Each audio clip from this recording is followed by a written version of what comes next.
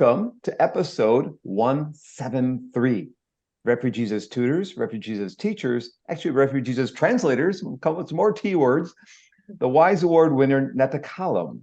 We're going to hear today from the founder. Aline has been working on really hard on this project, so much so that she got a Wise Award. She's a Wise Award recipient, and it's taking I guess a lot of her time and talent and wisdom, because refugees populations are growing immensely around the world, and there are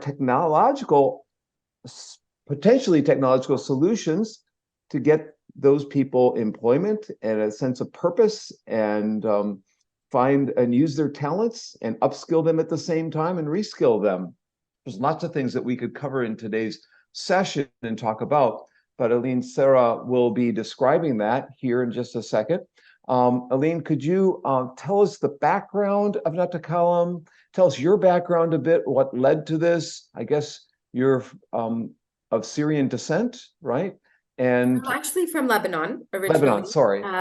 Yes. So my parents left Lebanon in the early 80s because there was actually a civil war going on in our homeland. So I was born and raised in New York with my brothers. So what's interesting is that my parents were able to immigrate, not as refugees, but just come to the country. And there was a time of very acute danger, and they were welcomed in the US, and they raised me and my brothers safe and away from the violence. Because we weren't refugees, we were able to go back and forth to Beirut throughout the summers to go visit my family, my grandparents.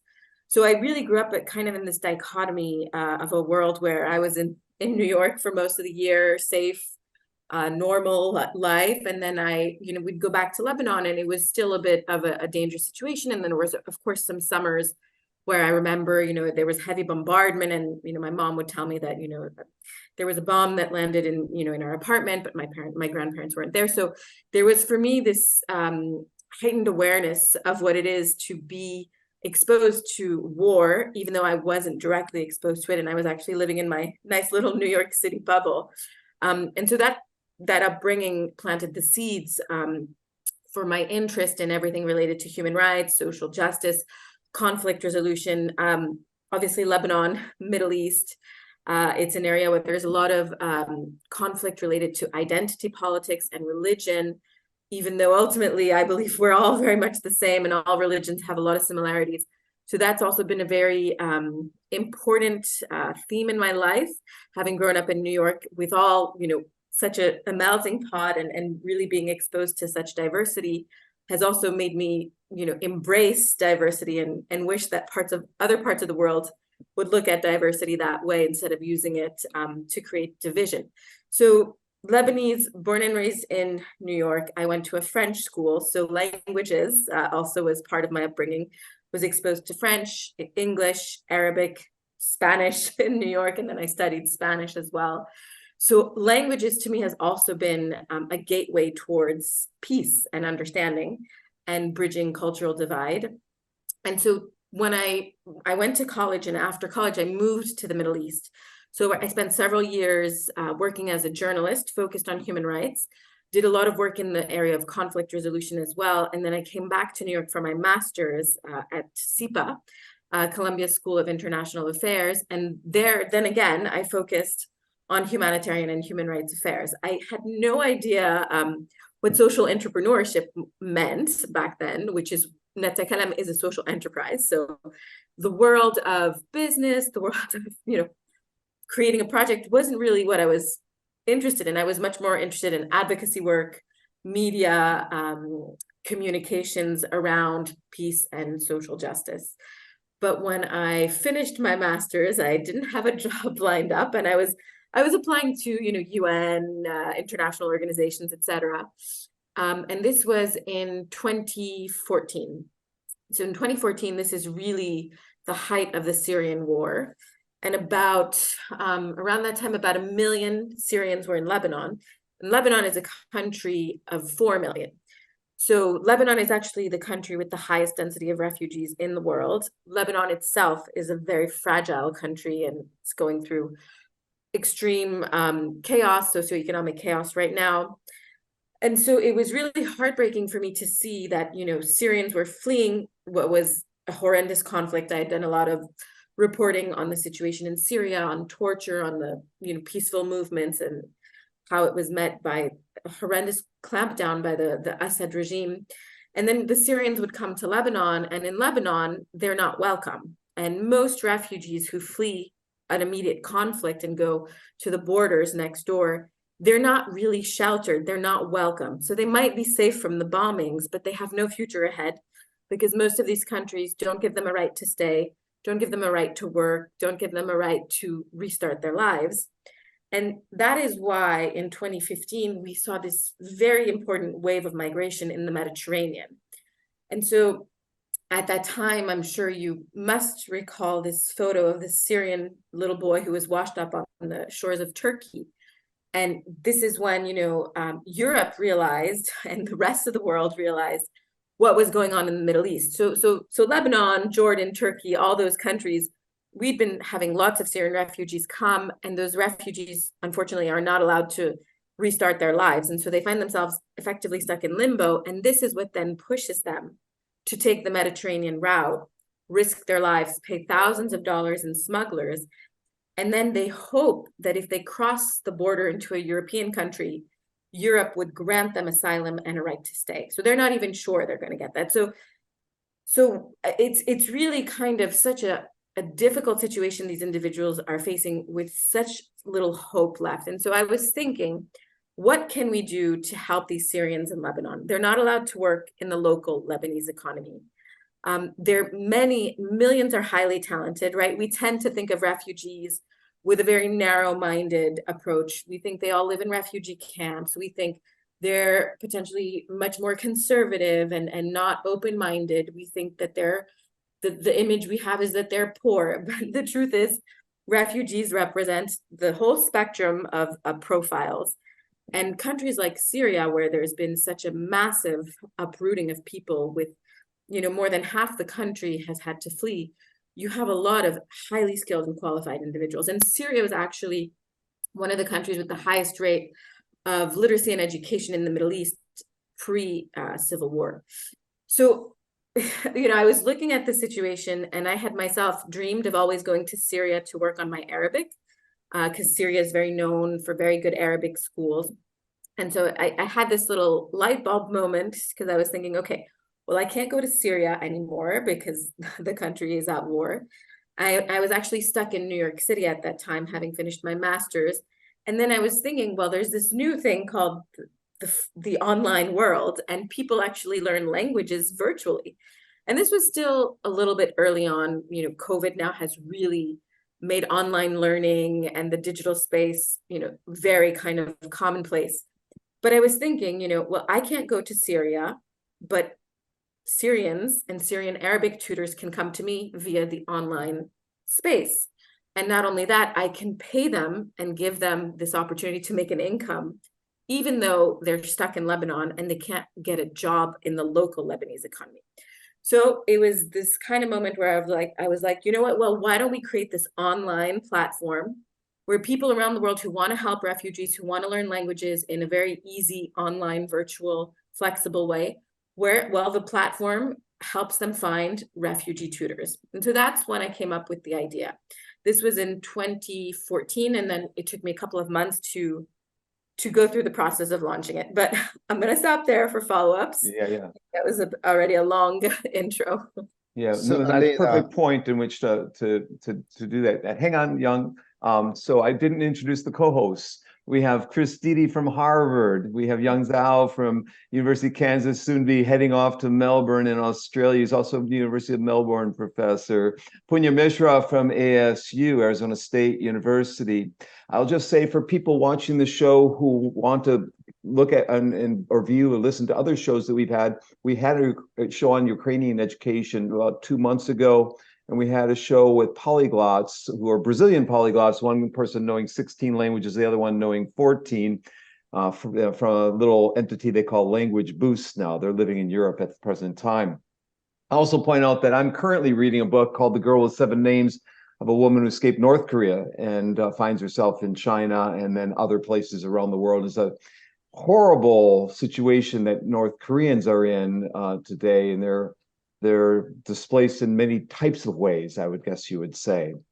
Before we go to Young, I just want to ask about the occupations that you've been able to establish for people, because when I read the WISE report, they mentioned they're tutors, they're translators, they're teachers, they're cultural exchange instructors, they're providing customers with high quality language services and building intercultural bridges. So a couple of things there. Which of those types of occupations do you find is exploded the most, and why? And where do the funds, the startup funds, where were they provided so that you could get established? One person, I mean, I guess they can with the internet, but it's really, really difficult to establish a program that's so expansive or potentially so, and affecting and impacting the lives of so many people. So how did you get how did you get it going? How did the snowball effect? I mean, when you're an N of one, you had maybe working with 10 people, 20 people, and then you got funding of some kind. So explain that part of the story, and then we'll open up to questions from Young and Chris and Punya. Yeah, so what really triggered NaTakallam was timing and social media. So as I mentioned, the little boy who had washed up on the shores of Turkey, it was that week that I had finally set up a website, and I had with my co-founders, we had spent the summer in Beirut and connected with a local NGO to hire about a handful of Syrians who we put on the platform as tutors. And we did a very basic website, WordPress, not very sophisticated at all. And because of my background and my co-founders' backgrounds, we were all from Columbia's School of International and Public Affairs. Most of my background work had been in the Middle East, and I knew a lot of people who were journalists or aid workers who were interested in Arabic. And we were very specific. It was Syrian refugees teaching spoken dialect of Arabic. So not even the formal version, it's the colloquial Arabic, which was very high in demand in the aid and development space. And so I actually really just candidly wrote to friends and I asked them, please, can you share about this platform that we've set up? I'm sure you know people who want to learn Arabic, you're a journalist, you work for the UN, you work for Save the Children. And the same week I did that is when that photo went viral. And so that's why the internet and social media is a fascinating phenomenon today, with both its good sides and its bad sides. But that week, the world woke up to the Syrian refugee crisis, which we had been aware of in the Middle East for a while, but the Western world, if I may say, the US, Europe, that's when people started to see what was going on in Syria. And the website we had created was reshared by a very famous blogger, and then that created a small viral effect. And so within a week, the website was shared about 6,000 times, and we had about 300 people who signed up pretty much within those 2 to 3 days, which is what actually launched us.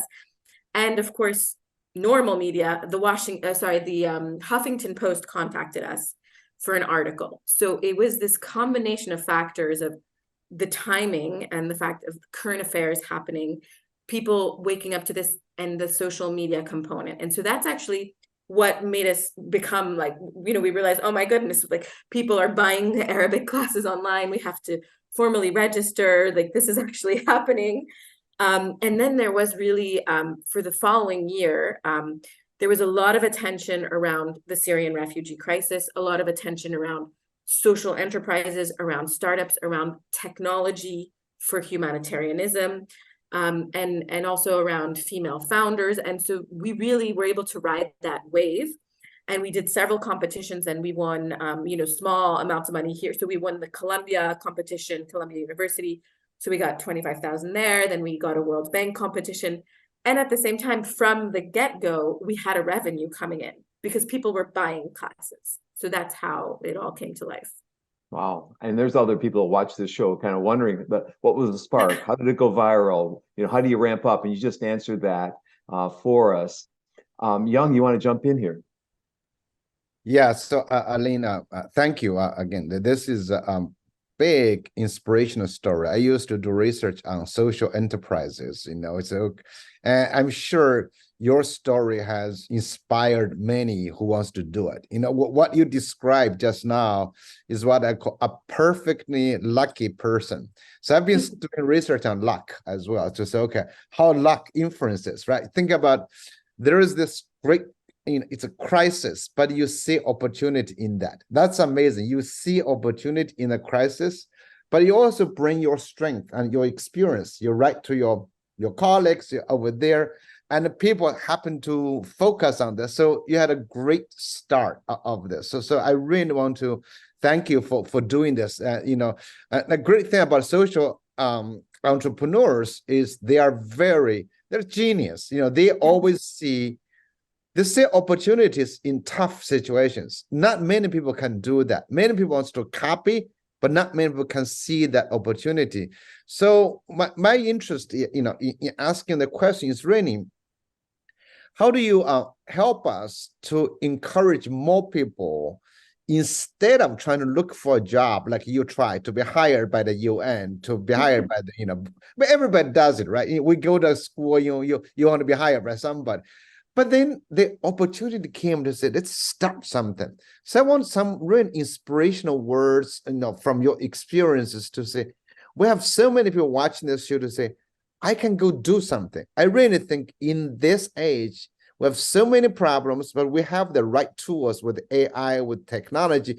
We can actually do amazing things like you've done. So tell our audience something that you want people to say, you can do this. Well, I think, I would say that there's really been a combination of factors that have enabled us to come to life. And I think my biggest advice is try. It's really, I have to share that I had shared with one of my close friends, and they were like, what are you talking about? Just focus on your job hunt, focus on your traditional applications. It's really funny because I would have no idea that 8 years later, because it's been 8 years, we've really achieved a decent amount of impact and global connections, and leveraged a concept that was not as much used, which is digital livelihoods for refugees, and at the same time meshing that into really powerful education. So I think my advice would be to, if you have an idea, I do think people should explore and should try and should not feel like it's a waste of time, and always ask for help, because we feel bad about asking. It's really funny because I remember feeling bad a little bit to ask my friends to post about the project. I was like, should I bother them? And then I keep telling myself, and I always keep telling my team, you're not bothering anyone. You're giving them an opportunity to help people who really deserve to be supported and helped and encouraged. And even, we're an enterprise, we're selling something, right? We're asking people to pay for a service. So also a lot of my team, we're not business people. Like, we don't want to sell to sell. We sometimes feel like, we sound too salesy. And I have to remember, like, we're selling something to help refugees. We're selling something to a school to enrich their curriculum and their program. So I think, a lot of these doubts that we can have as entrepreneurs, we have to overcome them and help our team and surrounding overcome them, and also surround ourselves by mentors who help us and overcome those as well. So I too am very excited and impressed with what you're doing.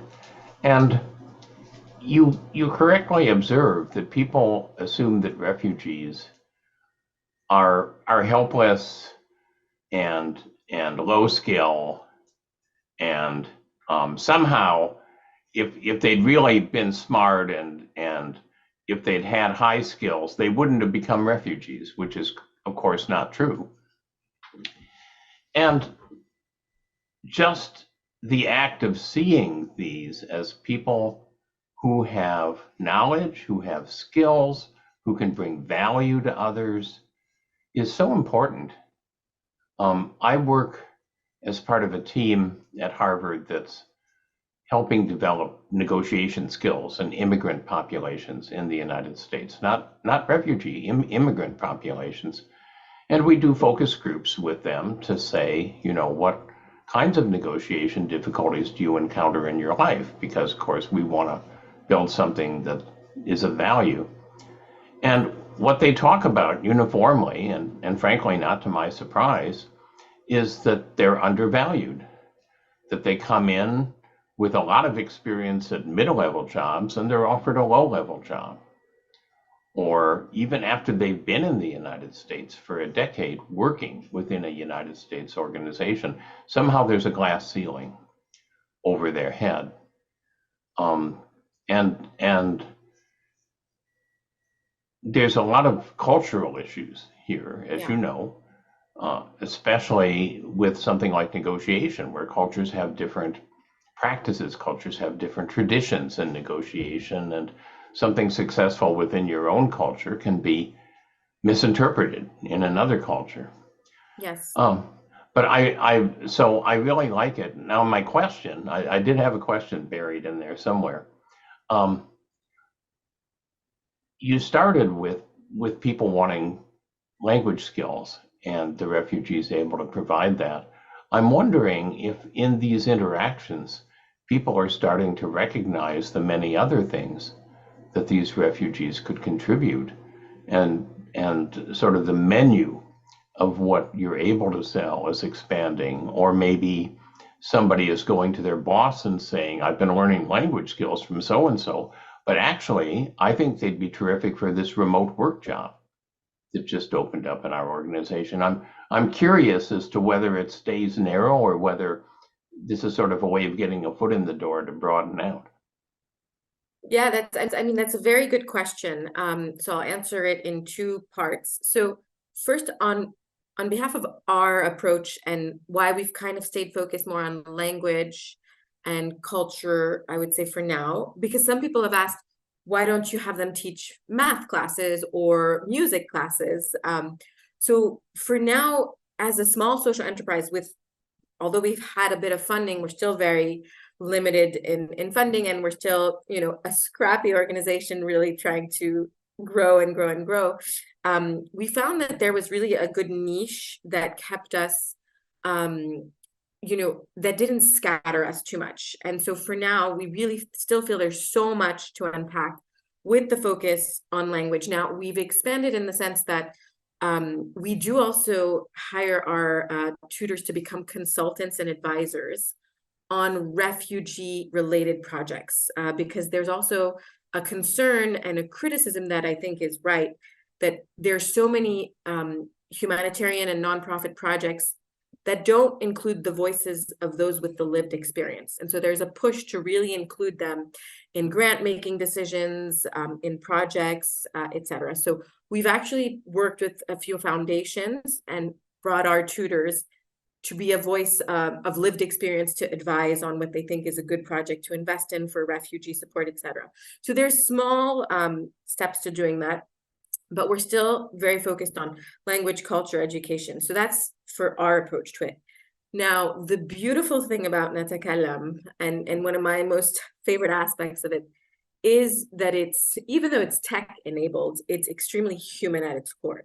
And what that does when someone from, for example, Washington, D.C., weekly connects with their Syrian tutor in Jordan or with their Venezuelan tutor in Costa Rica, they develop a friendship and rapport that indeed enables them to see so much more of who they are and what their potential is. And so we've seen ripple effects from that. And that's the initiative of the student themselves, who will then connect the tutor to another remote opportunity or even a full-on resettlement and full-on job. So we have a Syrian graphic designer who had been stuck in Lebanon for years. He was kicked out of Lebanon when there was the Beirut explosion. He had to flee to Turkey. His student connected him to a UN organization for his graphic design skills, and he was recruited and hired and actually moved to Europe, not only getting out of his cycle of refugee status with no future in Lebanon and in Turkey, but he got a job with one of the UN agencies as a graphic designer. So yes, there is these trickle and ripple effects that are quite amazing. You know, that's all, every story you're telling is just heartwarming and, you know, at the same time, kind of sad, very sad. I've been doing research on Duolingo for the last couple of years, and I remember one of the interviews with a Syrian refugee in Turkey, learning languages specifically so he could use his talents in other countries in other ways. And so similar service that you're talking about and they are offering. I also was invited to the American U in Lebanon about 12 years ago, and it was like a month before the bombings, you know, and we were supposed, it was canceled. And so yeah, I remember that well. And about a month ago, I went to American University in Cairo, and all my friends I met there have a total different mindset today than what they had a month ago, and the emails I'm getting from them. But Punya has raised an interesting question. He's got intermittent internet access right now, like many of your people that you're working with. And there's two kinds of questions that we could ask about logistics. And one at the lower level gets at how do you arrange for the payment systems to even reach their hands? And how do they deal with insufficient or intermittent internet access to be able to use their skills? That's on the one hand, at the lower level of logistics, but at the overarching level of logistics, the infrastructure that has to be put in place for effective use of the technologies, for effective flow of funds, so the structures, the mentoring structures, all, you know, the project management, all the things that have to be put in place to establish that. There must be a lot of people that you now have had to hire to put those systems and functionalities in place. And I imagine that once in a while things are teetering because you're still a young startup.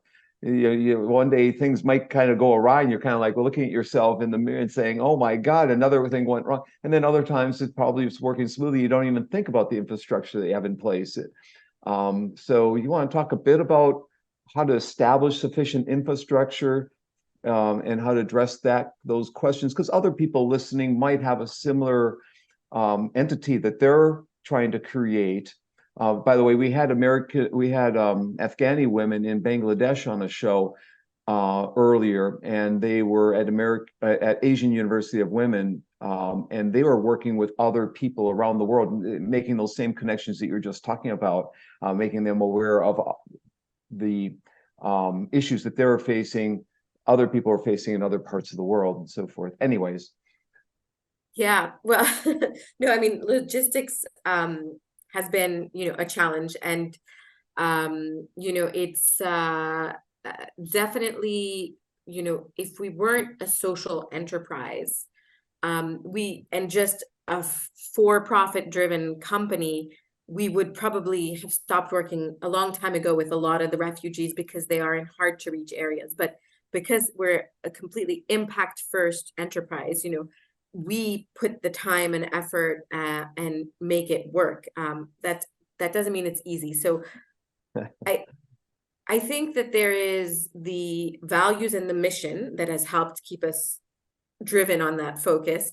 And there is also partnerships, you know, really being aware of different organizations on the ground that can help us. So NaTakallam originally started in Lebanon, and we were set up in partnership with an NGO. And the way we would get payments to the refugees who are unbanked was through the cash for work mechanism of NGOs, where refugees aren't employed, but there's something called cash for work, where they perform a service and they're paid via the NGO. So that's how we started with Lebanon. But obviously we grew up much beyond, you know, the Lebanese borders. And, you know, the people we work with, they fall under the categorization of forcibly displaced people and conflict affected communities. So many of them have different profiles. Some of them are banked, some of them are in the process of being resettled and they can receive certain funds to an account. Others have no trace whatsoever. So we work with all these different profiles, and we've built this understanding because part of our team comes from this humanitarian space and sector as well. I would say my co-founder is the mastermind behind the payments. He's the numbers guy. I'm the words person. So he really found various different systems. There's also this booming fintech space. There's a lot of efforts to bank the unbanked today. So we really leveraged all these different systems. It's time consuming, and there is a lot of effort that has to be put into it. But we do find ways around it. And sometimes they're very old-fashioned ways. I mean, for Lebanon, for example, the whole banking sector crashed, and Lebanon is in a major economic crisis. And we're literally, because part of our team is Lebanon-based, because we have a lot of team members who are Lebanese diaspora who go back and forth. Right now, the situation for Lebanon is that for a few people, we actually have to just bring cash to pay because, you know, our NGO partner had to put the partnership on hold because the banks are not letting people pull out money. So there's also this very, you know, when you're a startup, you can be much more nimble. A major international organization might not be so flexible on things like that. So there is a lot of work that's put into the payments, and it can be a headache. But what's promising is that there's really a growing attention around the unbanked in the world today. Fintech companies are finding alternate solutions, international organizations as well. And for the internet, well, I mean, the internet is definitely a problem in certain countries. I would say a lot of our Francophone African tutors have connectivity issues, and in Lebanon as well.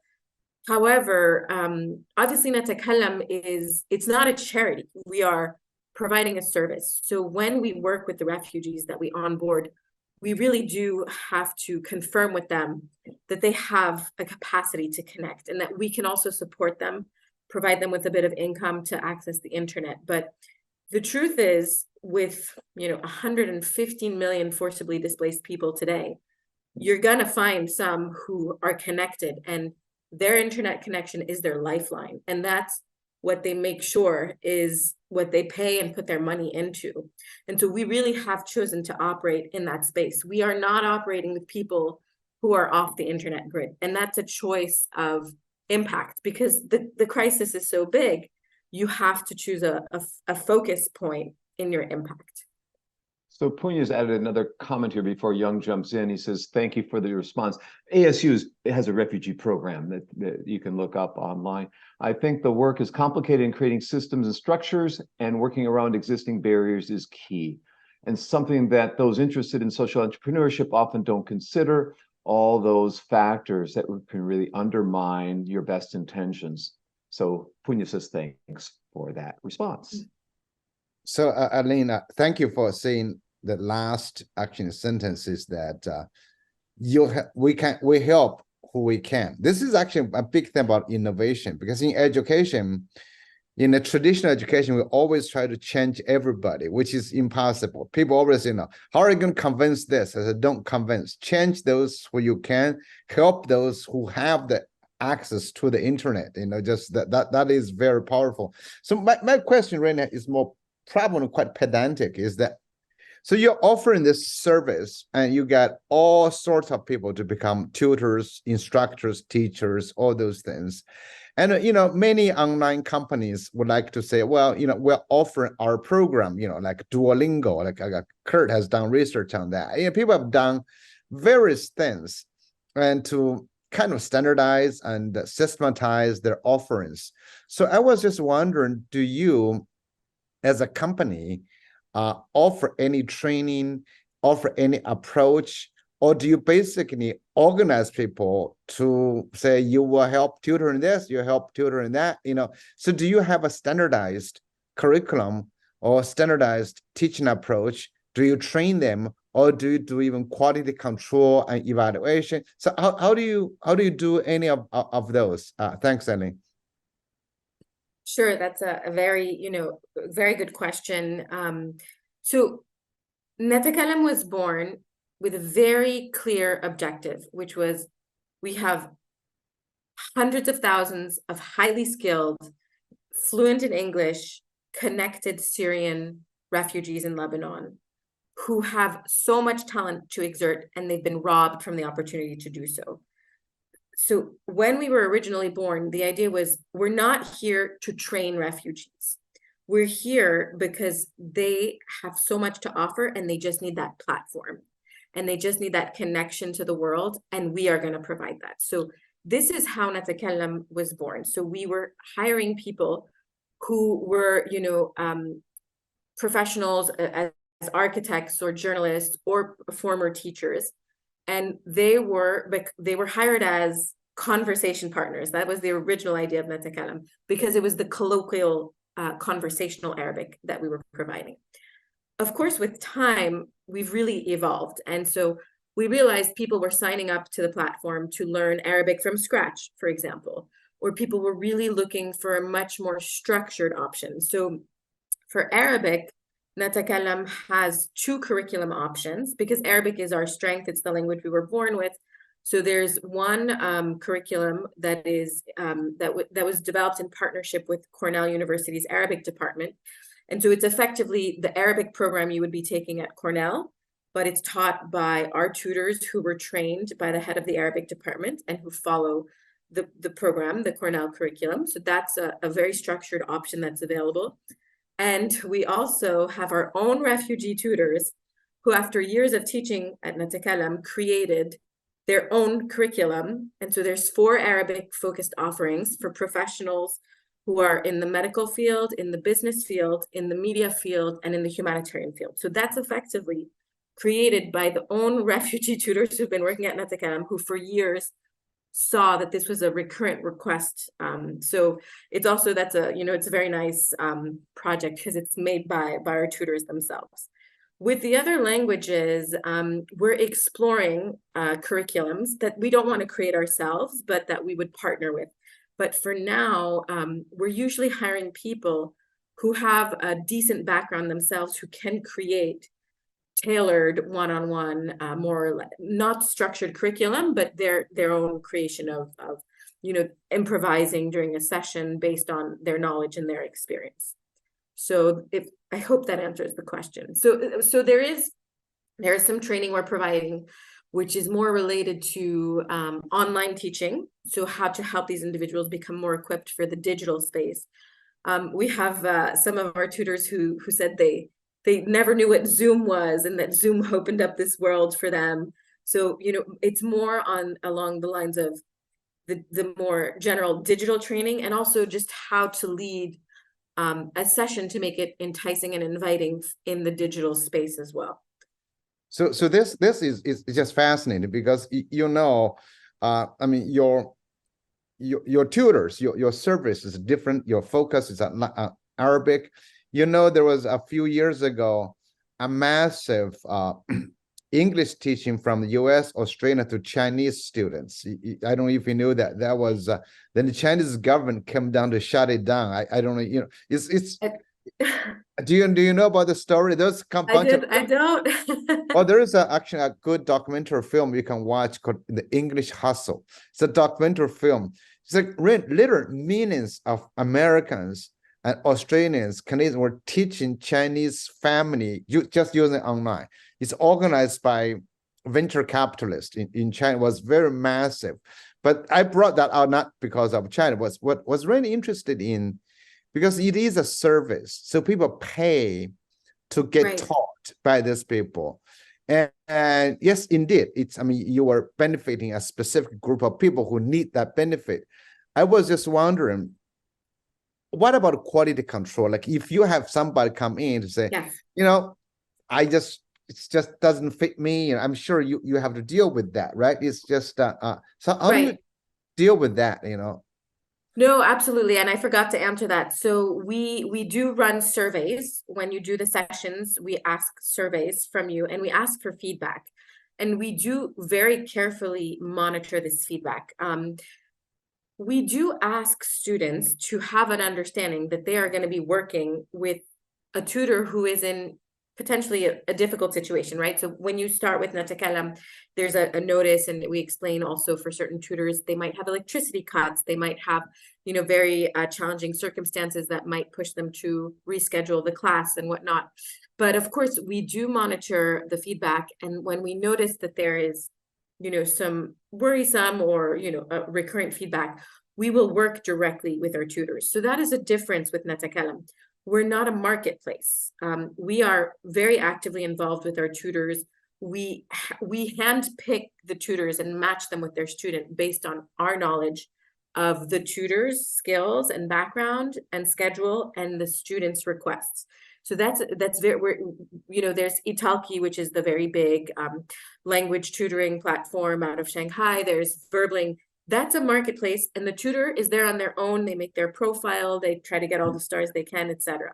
But we actively don't do that, because part of our goal as an impact-driven company is to also try and help them reach a certain ceiling of minimum income through NaTakallam, and also additional support and mentoring if possible. So for example, it was for the Syrians, when they saw Russia's invasion of Ukraine, this was some of our Syrians took a break, because it echoed so many memories, because Russia was backing the Assad regime. And so some of the tutors told us, we need to take some time off. We want some space for ourselves. During COVID, it was a very difficult moment emotionally for a lot of our tutors. And we would create these virtual coffee hours to support them. So there is a lot more in that respect. There's the community side of things with what we're doing. And that contributes also to the quality control. And it's also, that's a very difficult part of our work, because we know that some of these individuals are going through something, and sometimes the quality will be impacted as a result. Well, thank you so much. I just put in the website of English Hostel documentary. It's like half an hour. It's really interesting. Watch that just in case. Okay. Yeah, or I just put in the chat. You can click on that and find it. So Chris, go ahead. So I want to make clear that I'm not an expert in language learning, but I have worked with experts in language learning who I'm going to try to channel for this. So one of the things that many people don't realize is that another language, is not simply learning the sounds and symbols for the same thing that people use differently. A language is a way of thinking, and it's a way of thinking that's based on culture and context. And one of the sort of horrifying things about generative AI to me is people are saying, oh, we don't need to learn other languages anymore. We'll just get generative AI to translate it. Well, we're throwing out one of the most valuable things we can have, which is different ways of thinking. So what I'm thinking is that it's one thing to learn a language from somebody who has been raised in a different culture and context, but knows the language. And so they can teach you those different sounds and those different symbols and the pronunciations and so on, but not the culture and the context. And it seems to me that what's really valuable about what these refugees can bring is really a deep understanding of the culture and the context, not the static culture, the historic culture only, but the dynamic culture and the ways in which it's being, evolving, but also being stressed in the modern world.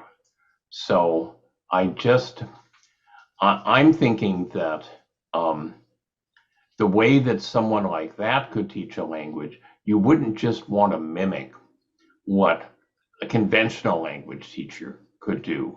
You want to encourage them to draw on that rich knowledge of context and culture. At least that's my thinking about it. And I'm happy to be corrected, because, as I said, I'm not an expert on language learning.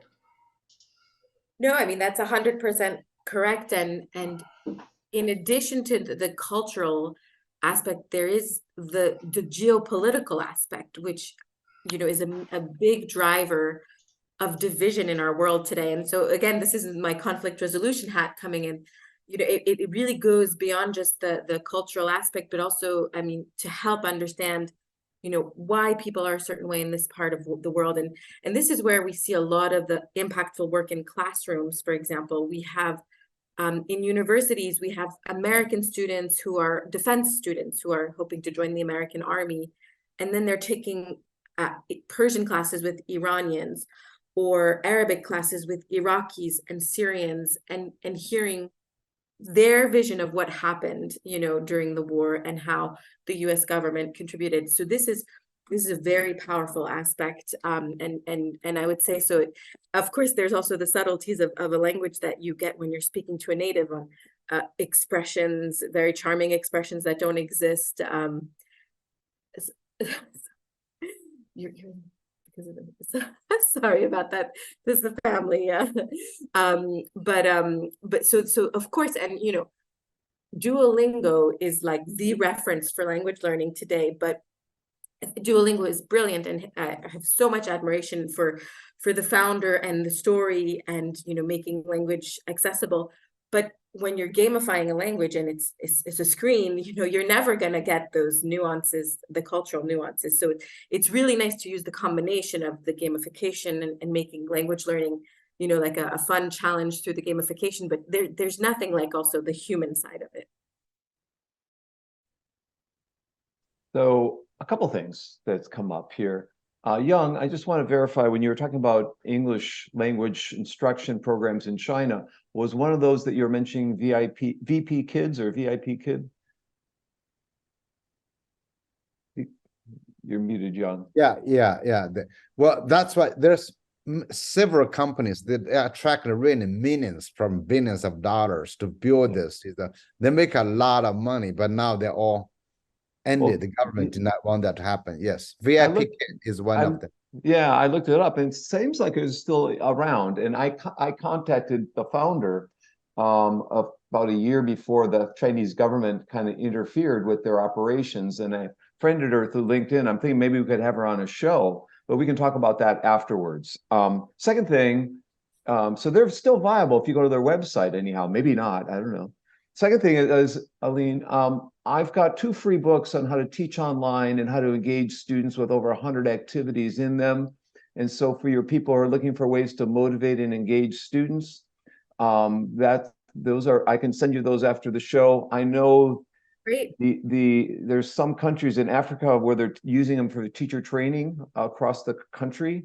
And so there's that. And in the second book, actually the Commonwealth of Learning, who's been on their show, they asked to publish the second version, an update with a free class. There's a free class in teaching people how to teach online. So, and how to motivate online. Great. So yeah, it's high quality. I didn't design it. I helped Commonwealth of Learning design. It's really good. I from my perspective. So now my question for you, and we have a question from the audience too after this. What was the one thing or 2 things that have surprised you in the 8 years of existence that you were shocked about? And you know, are you still shocked about it? And then could you maybe share 1 or 2 stories, personal stories of someone whose life's been impacted, where you got a letter from them and you were drawn to tears or something else? And could you share a personal vignette with us? So yeah. Yes. Well, okay, those are so I'll start with the memorable and you know, the tearful stories, because there's a lot of those actually. There's a lot of those. How many people do you think you've impacted so far? You have no clue? Well, I mean, I think that, you know, I mean, we've worked with around 150 refugees as tutors over the years, and then another 200 translators.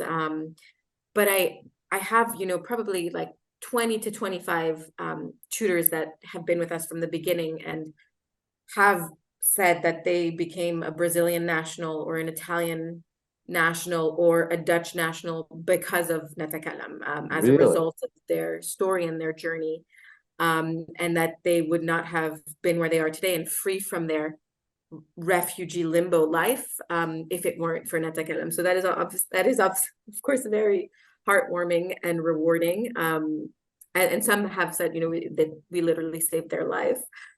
So that's nice. And then what the feedback that is actually really touching is when students tell me that we've changed their life, because if they hadn't had NaTakallam, they would never have the chance to meet their refugee tutor and be so humbled by their privilege and their luck and how incredible their tutor is, given what they go through on a daily basis. So those are testimonies that are, very, very nice as well. And so we tend to focus on the refugees, but then we'll have the testimonies from the language learners, from the students, and from the teachers who bring NaTakallam into their classroom. That is extremely powerful and heartwarming. And probably one of the most powerful testimonies was from an American student who was a college, no, I think he was a high schooler, who said that, he grew up his whole life thinking that people in the Middle East lived in huts and kicked around sticks and were violent people, and that the weekly sessions that he had with his tutor from Syria, who was Hadia, who was at the time living in a refugee camp in Iraq, completely changed his perspective, and that if he had never met her, he was very worried about how he would have grown up thinking his whole life this thought about an entire population, and that it was one of the most powerful experiences in his classroom that at that time. So this is really powerful and so important in our world today. So in terms of the refugees, we do have a couple of tutors who were, for example, Syrians in Lebanon, who were at risk of incarceration and deportation to Syria. Mostly men, because typically what happens is if you're a Syrian, you have to be drafted into the army, and you're going to be drafted to go and, especially at the height of the civil war, your choices are either you're drafted by the Assad regime to go kill your countrymen, or you would be drafted by the militant Islamist groups to do the same thing, just on the other side. So many of the Syrians in their 20s and their 30s would flee to Lebanon, and they're fleeing illegally. They're fleeing for their lives. So when they get to Lebanon, especially men, they're very often incarcerated and they get sent back to Syria. And if you've deserted the army and you go back to Syria, you don't want to know what's going to happen to you. So we had a few tutors who were living and hiding in Lebanon, trying to make sure they wouldn't get caught and sent back. And this is very common for many refugees who get to a country and they're not welcome, and they are at risk of being sent back to that country, and what they'll face back then is really very difficult. And so one of our tutors for 2 years survived teaching Arabic through NaTakallam, and for 2 years it was a life in complete hiding, several of them.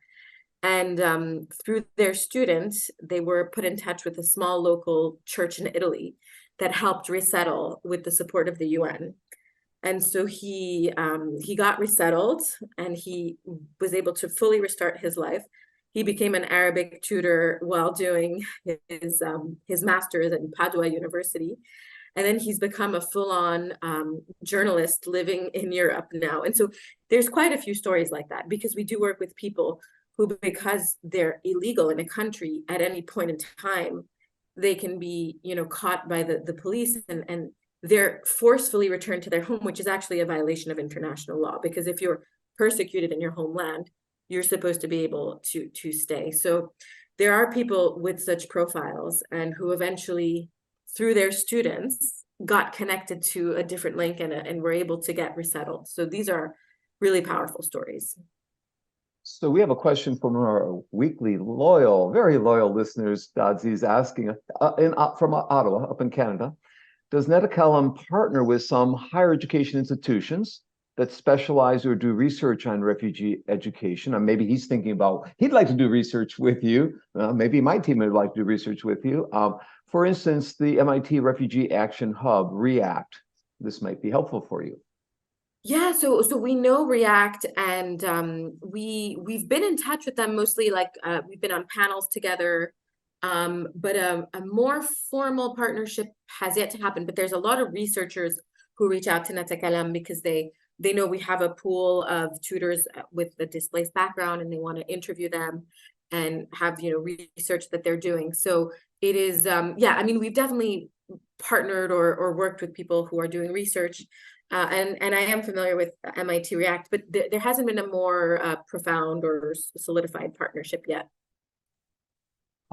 Chris or Young, you want to jump in with any I final just questions? had a quick question. How did you come up with the name Taklahama, right?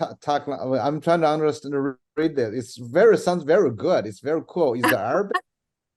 Well, it's hard for people to remember it. So we've been told by a lot of more of the marketing people, you need to change your name. So NaTakallam is literally means we speak. And it goes In back Arabic? to, it's Arabic. Yes, it means we speak in Arabic. And it goes back to the original concept, which was, an Arabic platform where you're practicing your colloquial Arabic and you're speaking. So it was as simple as that. It's hablamos in Spanish or nous parlons in French. We speak in English. It's NaTakallam. Not teach us how to say that, NaTakallam. NaTakallam. Okay, thank you. Thank you. Chris? I'm thinking that there may be people who watch this who are excited about the opportunity for refugees to teach, but who may be interested in having them teach something different than language, Yeah. as you indicated. So they wouldn't be competing with you, but they would be using a model that's like yours. And I wonder what advice you might have for someone who wanted to start working with refugees using a model where they're empowered and paid, but not in language, in some other area. I would say the most important is having a good understanding of what these individuals have gone through from a human perspective and starting specific. I think NaTakallam's success is because we started so focused. And two, unfortunately, the disappointment of a lot of people in the, I would say that a lot of foundations or charities, they want to hear big numbers. I forget who was saying this earlier. You want to do everything. You want to impact everyone at the same time. It's all about the numbers game. And you can say you impacted 100,000 people and you don't even know what impact means. So NaTakallam is really dedicated to deep impact, to depth of impact rather than breadth of impact. And I believe that one of the reasons we were able to succeed is because we were so niche at the beginning. And it was very focused on supporting Syrians, on understanding the Syrian background, religious background, political background, the sensitivities, being familiar with what's going to happen, for example, if an Israeli student signs up to our platform, right? Like, how is that going to impact a Syrian tutor, right? Because that's such a difficult political situation. And we do have Israeli students who take classes, and that's in and of itself just a reflection of, again, the bringing people together. So I think my advice would be to start small, specific, know the people you're working with from a cultural perspective and a human perspective, and then grow bigger. And, funnily, technology was our weakest point for many years. We didn't have a tech person on our team. We were really using, what's available out there. And so I think that also contributed to us growing slowly, but cautiously as well. I think that in the impact space, rapid growth can be very counteractive. So slow growth, specific, cautious. Yeah. So we are just about out of time here today. I'll give you 30 seconds to talk about future, anything you're currently working on and planning to roll out. Yeah, I mean, we're still very much trying to grow our existing services. So about 90% of our language learners are doing Arabic. So we're trying to get the word out about our other languages. Of course, our name is in Arabic, so we have, this kind of image. But we do offer Persian with Iranian and Afghan refugees. We offer Ukrainian and Russian with Ukrainian and Russian refugees or self-exiled Russians. We offer Spanish with Venezuelan and Central Americans, French with Francophone Africans. We also offer English and Armenian and Kurdish. So we believe there's a lot of work to do there just to get those languages out there. We want to continue to grow our partnerships with schools and universities. So we have, again, a lot more Arabic-focused partnerships with schools and universities. So we want to get to more schools. Most of our partnerships are US-based, so we also want to go overseas. And then, of course, our translation and interpretation department, we work mostly with international organizations and NGOs and want to continue to build there. So there's deepening our existing services. And of course, there's other languages we see as an opportunity to add. Portuguese, Mandarin, a few other languages that we've thought about. But because we're so cautious about understanding the people we're working with, and our team is still very small, every time we rolled out a new language, we tried to bring on someone with regional expertise who could really understand. Yeah. So I would say, for now, NaTakallam wants to enhance its existing offerings, both from a tech quality curriculum perspective as well. So we'd like to add a curriculum for Spanish and French, because we think that would draw in more users. But we also want to get the word out about what we already have, and we don't, as we're still a small organization, and so marketing budget is very limited. So we're trying to get the word out there through word of mouth as well. Sounds great, and it's been wonderful to have you on this show. I'm sure we're going to have a lot of listeners, not just listen once or twice, but share it with their friends and have them understand your story better, and maybe contact you or link in with you, friend you, and so forth, and find out more. As Chris and Punya and Young have all had insightful questions for you that you've answered tremendously. So again, I want to thank you. Next week, we're going to move to episode 174, and we're going to have a show called Found in Immersive Learnings Found in the Fjords of Norway. We're going to have Louise Edwards, a former teacher in Canada, who's become, I guess, an environmental specialist looking at saving the climates of the world through immersive learning, and particularly the fjords of Norway. So we hope to see you